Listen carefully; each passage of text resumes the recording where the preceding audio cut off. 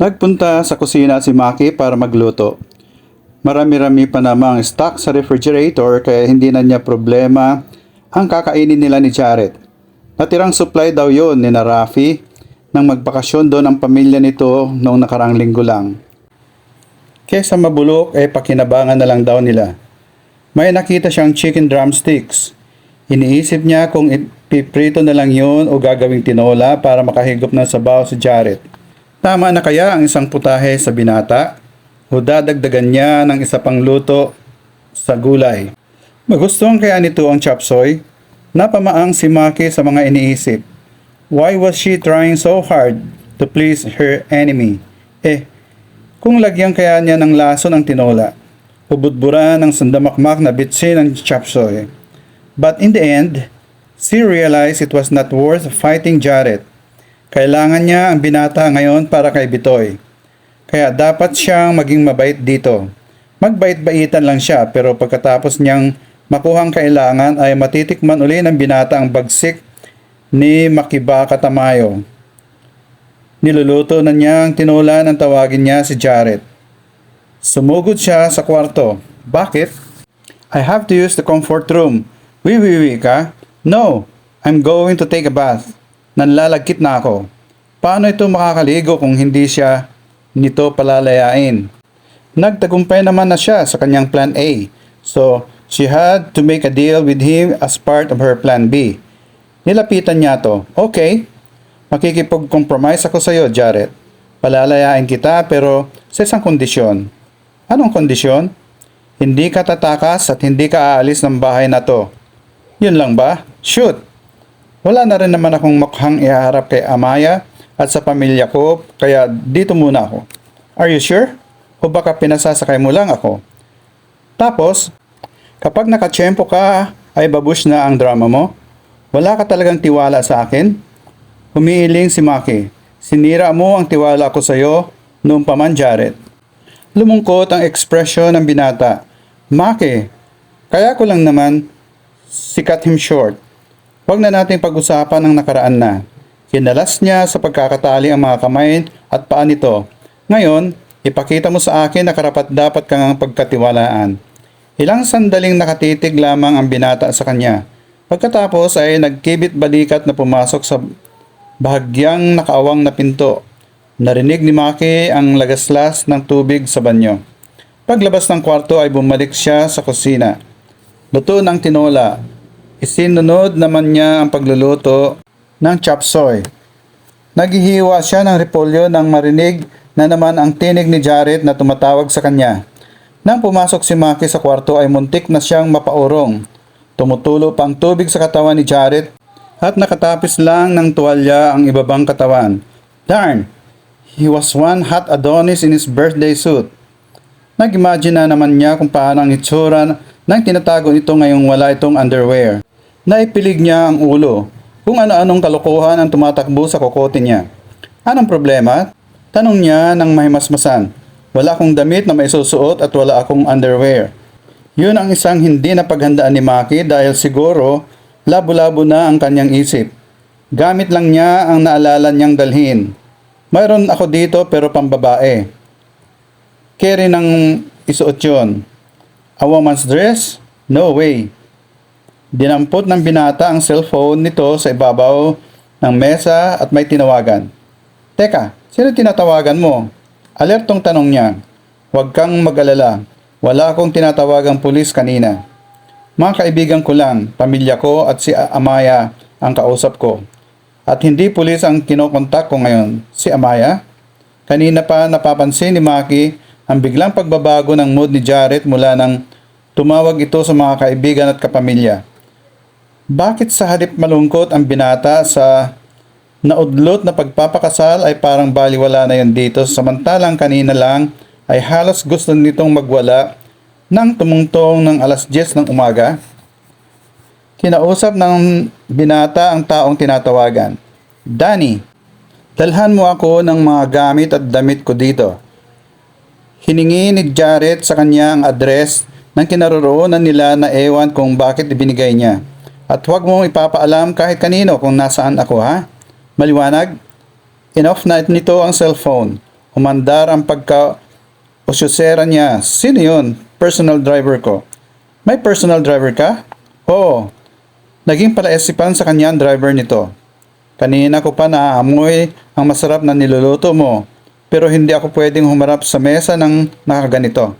Ininguso niya ang sarili na nakatapis lang.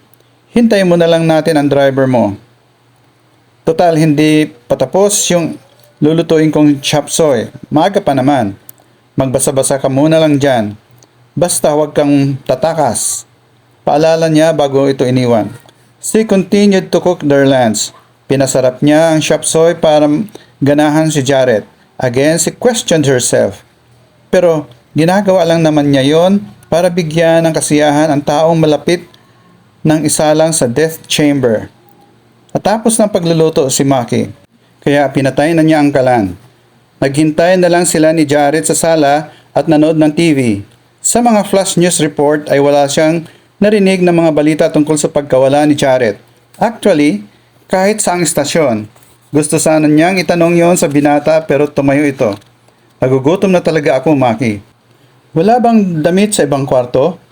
Nakalak ang 2 kwarto sa itaas. Hindi natin pwedeng pasukin yon nang walang permiso sa may-ari nitong bahay. Nagtataka nga si Maki kung bakit hindi pa 2 kwarto ang pinagamit sa kanila ni Rafi. Kanino nga pala ang bahay na to? Kina Rafi. Kay Rafaela Raimundo? Yung classmate natin nung high school? Tumango siya. Isuot mo na lang uli yung damit na ginamit mo. Hindi ako gumagamit ng damit na naisot ko na. Lalo't bagong ligo ako. Saka nabasa na yon. Damit ko na lang pala ang isuot mo. Teka, baka may nadala akong t-shirt. Sumunod ito sa kanya sa kwarto. Kinalkal niya ang dalang overnight bag. Pulos mga blouse pala ang naisilid niya roon. Sa laki ng kaha ng binata ay hindi uobra yon. May nakita siyang sleeveless shirt. Stretchable naman yon kaya tiyak na maisusuot ng binata. Hinugot din niya ang kapartner niyon na stretchable ding miniskirt. Ito na lang, Anya. Binigay niya rito ang pink top na may ruffles sa neckline at ang maiksing palda. What? Hindi ako nagdadamit ng pambabae. Never. Kung ayaw mo, maghintay-hintay kang mamatay sa gutom sa taas ng pride mo. Inis na nilayasan ni Maki ang binata. Ang mga lalaki talaga takot mapingasan ang pagkalalaki.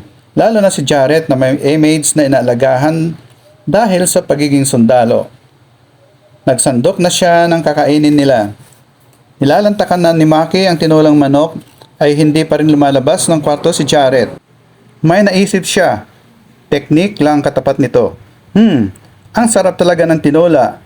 Malaman ang manok at malasa. Nilakasan niya ang boses. Yung chop suey super ang pagkakaluto. Tinawag niya ang binata. Jar, come here. Sige ka, uubusan kita. Walang response mula sa binata. Nako, baka maubusan kita ng kanin. Nakakadalawang plato na ako. Maya-maya ay nagsalita ito. Mangako ka munang hindi mo ako pagtatawanan. Bakit naman ako tatawa? Sige na, labas ka na dyan. Narinig ni Maki ang langit-ngit ng bumukas na pinto. Nang papalapit na si Jared ay yumuko siya para itago ang pagtawa. Isinuot nito ang pink na blouse pero hindi ang palda. Itinapis pa rin ng binata ang tuwalya. Nagmukha tuloy itong trying hard na bading na gustong magpakababae. I told you not to laugh at me. Anito nang humila ng upuan sa tapat niya. Hindi naman ako tumatawa. I saw it. You were laughing in secret. Don't lie. Ayaw talaga ni Jared na mapipintasan ng image nito. Hindi na lang siya kumibo. Pero mamaya sa kwarto ay itutodo niya ang pagtawa. Sunod-sunod ang pagsubo ni Jared kay alam ni Maki na nagugutom ito. Tumingin ito sa kanya. Bakit hindi ka pa kumakain? Hindi na niya namalayang nakatanga na pala siya kay Jared. At pinanonood ang lalaki. Tumusok ito ng malaking karot gamit ng tinidor at inilapit sa kanyang bibig. Open your mouth, utos ito. Napilitan siyang kainin yon. Nababaghang napatitig si Maki sa binata. Ganoon ito kung maglalambing sa kanya noon.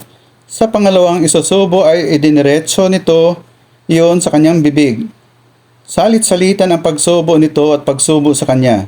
Sa prosesong iyon ay nabusog silang pareho. Masarap ang chopsoy at ang tinulang manok. Hinimas pa nito ang tiyan. Tahimik lang siya habang inililigpit ang pinagkainan nila. Pinag-iisipan niya kung bakit nagiging malambing huli ito sa kanya at kung bakit ginagawa iyon ng lalaki. Tumunog ang cellphone ni Jarrett na nasa center table. Hinayaan na niya ang binata na gamitin yon dahil umaasa siya sa sinabi nitong hindi tatakas at hindi gagawa ng anumang hakbang na ikakakulong siya. Alam niyang may isang salita ang binata kahit noon pa man. Sa babae lang ito nasira sa kanya. Nang bumalik si Jarrett sa kusina ay naguhugas siya ng mga pinggang ginamit nila. Tumawag si Danny, imporma nito. Hindi siya makatsyempo sa pag-alis. Nakatunog daw si Mama na ako ang kausap ni Danny kanina. Tinatanong kung nasaan ako. Anong sabi ng driver mo? Ibinuko ka ba? Itinanggi niya na ako ang kausap niya. Takot lang niyang suwayin ako. So, matatagalan pa bago makapagsuot ng matino si Jarrett. Natawa si Maki nang naisip na damit na naman niya ang isuot nito. Kapag natapos na sa ginagawa ay lalabhan niya ang mga isinuot nitong damit kagabi. Bigla ay may naalala si Maki. May tatanong sana ako sa iyo, Jarrett. Okay, voice it out. Ikaw ba ang madalas mag-drive ng kotse mo? Yung abuhing Ferrari?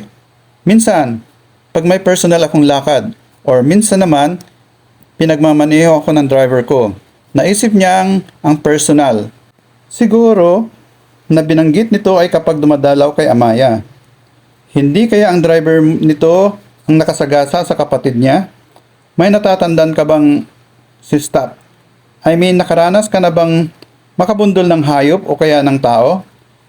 Pinag-aralan niya ang facial expression nito. Wala akong natatandaang nakadisgrasya ng tao o kahit ng hayop. Maingat ako sa pagmamaneho. Sila pa nga minsan ang bumabangga sa kotse ko. Bakit mo na itanong? Wala naman. Wala siyang na-trace na dapat niyang ikaduda. Pero malay ba niya kung nagsisinungaling lang to? Sino bang suspek ang umamin sa kasalanang nagawa? Pero nung nakaraang linggo ay may mga sumabotahin sa kotse ko. Anong nangyari? Parang alam na niya kung anong nangyaring yon. May mabait na nilalang na bumutas ng mga gulong ko. Iniwas niya ang tingin. Guilty siya. Baka may taong may matinding galit sa'yo. Maybe. Nagkibit lang ito ng balikat. Ang matulad ng binata na nasa serbisyo ay sanay na sa masasamang elementong naiengkwentro kaya baliwala na yon at sa binata. Ako na ang gagawa niyan, Maki. Pagbo-volunteer nito na maghuhugas ng pinggan. Gawain pambabae ito. Kung paghuhugas lang din lang ng pinagkainan, hindi yon kasiraan sa aming mga lalaki. Ginagawa namin yan sa bundok kapag nasa barracks kami. Nakipag-agawan si Jarrett sa pinggan na sinasabunan niya at hindi maiwasang magkadaiti ang mga kamay nila. Nagtama ang mga mata nilang dalawa. The touch of his hand was still familiar. His touch on her skin still created sparks. He held her hand in a soothing grip as their gazes locked. Bumilis ang pagtahip ng dibdib ni Maki. Binawi ni Maki ang tingin mula sa binata. Oh, okay. Ikaw na dito. Nagbanlaw siya ng mga kamay. Pilit niyang binalik sa normal ang tibok ng kanyang puso. Lalabhan ko na lang yung mga damit mo para may maisot ka bukas. Pinabayaan na niya ang paghuhugas kay Jarrett. Kailangan niyang dumistansya sa binata kung ayaw niyang masaktang muli. Dapat niyang isiksik sa kukote niya na binigyan lang ito ng time and space ang fiancé nito. Kapag handa na si Amaya ay muli nitong susuyuin ang babae at matutuloy na ang kasal ng dalawa. Kinagabihan ay ang natira pang tinula ng tanghalian ng inulam ni Maki. Nanghihinayang kasi siya na itapon yon. Pero nalaman niyang hindi pala kumakain si Jarrett ng mga natirang ulam. Sobrang arte at pihikan pala ng binata sa pagkain. Sa bagay, mayaman kasi ang pamilya ni Jarrett kaya ganon ang kinasayanayan. Nagprito na lang siya ng isdang bangus at ginawang escabeche. Pagkatapos nilang kumain ay nagbabads na sila sa sala. Ang panonood ng TV ang ginawa nilang pampalipas oras. Hi! Time slot na ng paborito kong telenovela. Inilipat ni Maki sa ibang channel ang LED TV. Kinuha ni Jared ang remote control sa kanya at ibinalik sa sports channel ng paborito nitong basketball game. Paano hindi? Ako pinaghugas mo ng pinagkainan natin. Dapat ako naman. Ikaw nga itong walang ginawa. Hindi nakapiyok si Jared nang agawin niya ang remote. Nasa pool niya to. Napailing na lang ang binata at nakinood na lang. Alam ni Maki na ang mga seryosong tulad nito ay badoy ang tingin sa mga primetime show. Pero nagulat siya nang maya-maya ay ang nagseryoso na ring makipanood si Jared. Nanood pa sila ng ilang saglit nang maghikab na si Maki. Inaantok na siya. Gaya ng nakasanayan, maglilinis muna siya ng katawan para presko ang kanyang pakiramdam sa pagtulog. Iniwan niya sa panonood si Jared sa sala. She could feel Jared's sidelong glance as he went into their room. Dala na niya ang tuwalya at pajama set nang pumasok sa banyo. Nang matapos sa paglilinis ng katawan ay lumabas na ng banyo si Maki. Napatingin siya sa nag-iisang kama. Ang sleeping arrangement ngayon ang problema niya. Kagabi ay tumabi siya kay Jared.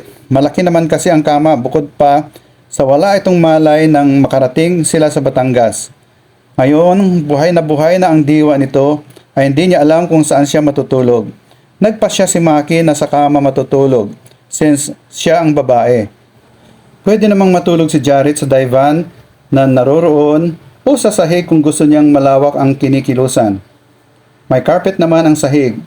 Sa naisip ay pinatong na lang niya sa divan ang unan at kumot na gagamitin ng binata. Bahala ito kung saan piliing matulog. Basta sulon niya ang malaking kama. Nakahiga na si Maki at nag-uumpisang makatulog ng maalimpungatan sa paglundo ng kama. Paglingon niya ay ang napapalapit na mukha ni Jared ang bumulaga sa kanya. Hi, nakangisipang bati nito. Bumangon siya. Bakit dito ka matutulog? Doon ka sa divan o kaya sa sahig. Kinawawa mo naman ako. Sa laki ko, kakasya ba ako sa divan? Kung sa sahig naman, lalamukin ako, kaya katabi na lang tayo. Halika na. Hindi nakahuma si Maki nang biglang hilahin siya ni Jared pahiga sa tabi nito. Sabay daga ng isang hita sa kanyang katawan. Sininghot-singhot pa nito ang kanyang buhok. Ano ba? Tanggalin mo nga yang hita mo. Naiinis na sita niya. Inaalis niya ang malapad na hita nito na halos nakapatong na sa puson niya. Kaunting galaw lang kasi ay tatamaan na nito ang... Ano ba, Jar? Ulit niya. 5 kilo yata ang bigat ng hita ng binata. Nang hindi pa rin tumitinag si Jared, ay nagtulog-tulugan na, ay nanggigigil na hinila niya ang ilang balahibo nito sa binti. Napahiyaw ito at naalis bigla ang pagkakadagan ng hita sa kanya. Ang sakit noon, ang dami ng balahibong nalagas mo. Angal pa ng binata. Buti nga sa'yo. Hinampas niya ito ng unan. Alis dyan. Tupi. Doon ka sa sahig matulog.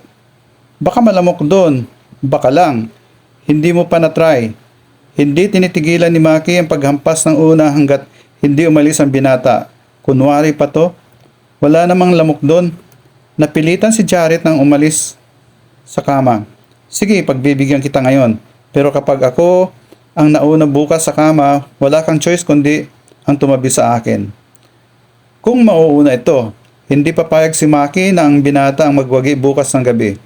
Ngayon na nga lang, siya makakatulog sa malambot na higaan. Ipagdadamot pa nito. Niyakap niya ang unan at naghanda sa pagtulog. Inilatag ni Jared ang bedsheet sa carpeted floor, pero hindi muna ito humiga.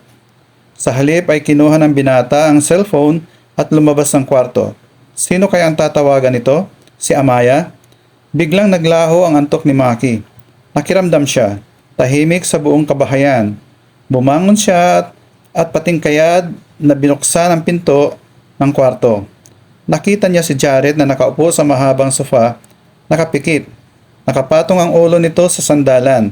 Dahan-dahang humakbang si Maki. Umiwas na makalikha ng ingay. Paglapit niya sa binata, una niyang napansin ang cellphone sa kamay nito. Bukas pa yon. Nang silipin niya, close-up photo ni Amayang nasa screen.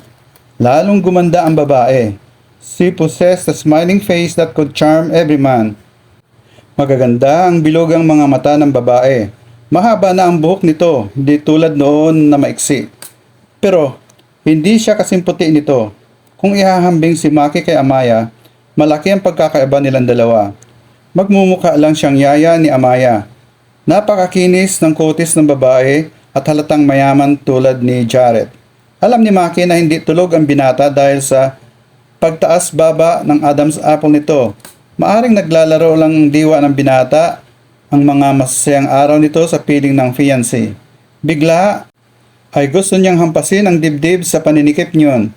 Kung paano siya maingat na naglakad papuntang sala ay ganun din nang bumalik siya sa kwarto. Hating gabi na yata nang maramdaman niya ang pagpasok ni Jared sa silid. Nagpalipas muna si Maki ng ilang minuto bago niya sinilip ang binata. Tulog na to pero nakakunot ang noon na tila isang malaking problema ang dinadala. Naiintindihan niya ang pinagdaraanan ni Jared. Pero bakit siya nasasaktan sa nakikitang paghihirap ng loob ng binata? Atin pong subaybayan ang karugtong ng kabanatang ito. Lalo po tayong masasabik sa susunod ng mga pangyayari. Maraming salamat po at God bless sa inyong lahat.